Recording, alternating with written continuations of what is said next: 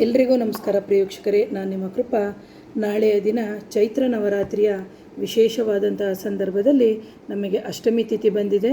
ಇಂತಹ ಸಂದರ್ಭದಲ್ಲಿ ದಶಾಮಹಾವಿದ್ಯೆಯಲ್ಲಿ ಬರುವಂತಹ ಆ ತಾಯಿಯಾಗಿರುವಂಥ ಜಗನ್ಮಾತೆಯು ತಾರಾದೇವಿಯ ರೂಪವನ್ನು ಹೊತ್ತಿರ್ತಾಳೆ. ಅದರ ಜೊತೆಗೆ ನಾಳೆ ತಾರಾ ಜಯಂತಿ ಅಂತ ಹೇಳ್ತೀವಿ.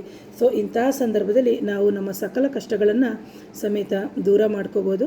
ಒಂದು ಸಣ್ಣದಾಗಿ ಕತೆ ಹೇಳ್ಬಿಡ್ತೀನಿ, ಆನಂತರ ಪರಿಹಾರಕ್ಕೆ ಬರೋಣ. ಸೊ ನೋಡಿ, ಇಲ್ಲಿ ದಶಾಮಹಾವಿದ್ಯೆಯಲ್ಲಿ ಮೊದಲು ಬಂದು ಕಾಳಿಕಾದೇವಿ, ಆನಂತರ ತಾರಾದೇವಿ ಅಂತ ಹೇಳ್ತೀವಿ. ಇಲ್ಲಿ ನಿಮಗೆ ಸಮುದ್ರ ಮಂಥನ ಸಂದರ್ಭದಲ್ಲಿ ಆಗುವಂತಹ ಕತೆ ವಿಚಾರ ನಿಮ್ಮೆಲ್ಲರಿಗೂ ಗೊತ್ತಿದೆ. ಯಾವಾಗ ಸಮುದ್ರ ಮಂಥನ ಆದಂತಹ ಸಂದರ್ಭದಲ್ಲಿ ಶಿವ ಆ ಕೋಲಾಹಲವಾಗಿರುವಂತಹ ವಿಷವನ್ನು ತಾನು ಸೇವಿಸ್ತಾನೋ ಅಂತಹ ಸಂದರ್ಭದಲ್ಲಿ ಆ ತಾಯಿಯಾದಂತಹ ಜಗನ್ಮಾತೆಯು ತಾರಾದೇವಿಯ ರೂಪದಲ್ಲಿ ಶಿವನನ್ನು ಒಂದು ಶುಶ್ರೂಷೆ ಅಂದರೆ ಸೇವೆ ಮಾಡಲಿಕ್ಕಾಗಿ ತನ್ನ ಎಡಸ್ತನದಿಂದ ಅವನಿಗೆ ಹಾಲು ಕುಡಿಸಿ ತನ್ನ ಕಂಠದಲ್ಲಿರುವಂತಹ ವಿಷವನ್ನು ನಿವಾರಣೆ ಮಾಡೋದು ನಾವು ಸಮುದ್ರ ಮಂಥನ ಕಥೆಯಲ್ಲಿ ನಿಮಗೆ ಗೊತ್ತಿದೆ. ಹಾಗಾಗಿ ನಾಳೆ ಅಷ್ಟಮಿ ತಿಥಿ, ಅಷ್ಟಮಿ ಮುಗಿದು ರಾಮನವಮಿ ಸಮೇತ ಬರ್ತಾ ಇದೆ. ಇಂತಹ ಸಂದರ್ಭದಲ್ಲಿ ಆ ತಾಯಿಯನ್ನು ನೀವು ಬೇಡ್ಕೋಬೋದು.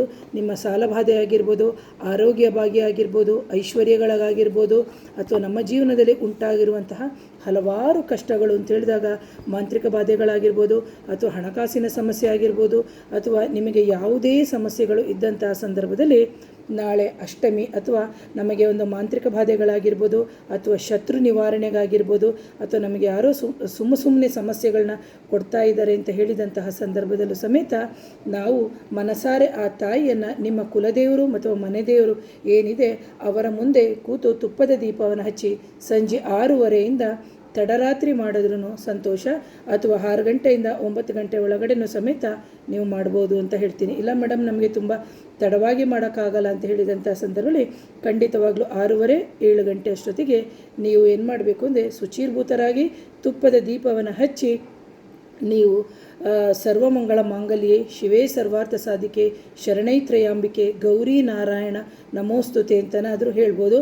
ಅಥವಾ ನಮ್ಮ ಕ್ಷೇತ್ರದ ಮಂತ ಓಂ ಶ್ರೀ ದಕ್ಷಿಣ ನಾಗಕಾಳಿಕ ರಕ್ಷ ರಕ್ಷ ಜಗನ್ಮಾತೆಯೇ ನಮಃ ಅಂತಲೂ ಹೇಳ್ಬೋದು.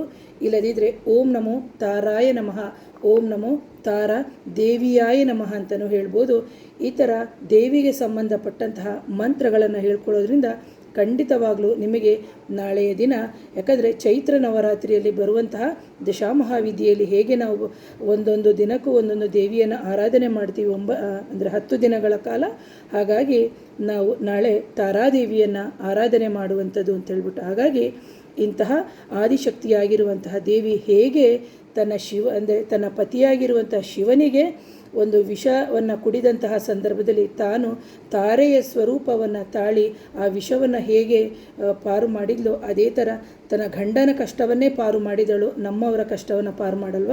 ಖಂಡಿತವಾಗಲೂ ನಮ್ಮೆಲ್ಲರ ಕಷ್ಟಗಳನ್ನು ದೂರ ಮಾಡಲಿಕ್ಕೆ ಆ ತಾಯಿಯನ್ನು ನೀವು ಮನದಾಳದಿಂದ ನೀವು ಬೇಡ್ಕೊಂಡು ಆ ದೀಪದ ಮುಖಾಂತರ ಅವಳನ್ನು ಆರಾಧನೆ ಮಾಡಿ ಅಂತ ಹೇಳ್ತಾ ಇವತ್ತಿನ ವಿಡಿಯೋನ ಮುಗಿಸ್ತೀನಿ. ದಯವಿಟ್ಟು ಇಂತಹ ಒಂದು ವಿಡಿಯೋನ ಆದಷ್ಟು ಜನಕ್ಕೆ ಶೇರ್ ಮಾಡಿ ಅಂತ ಹೇಳ್ತೀನಿ. Once again thank you. ನಮಸ್ತೆ.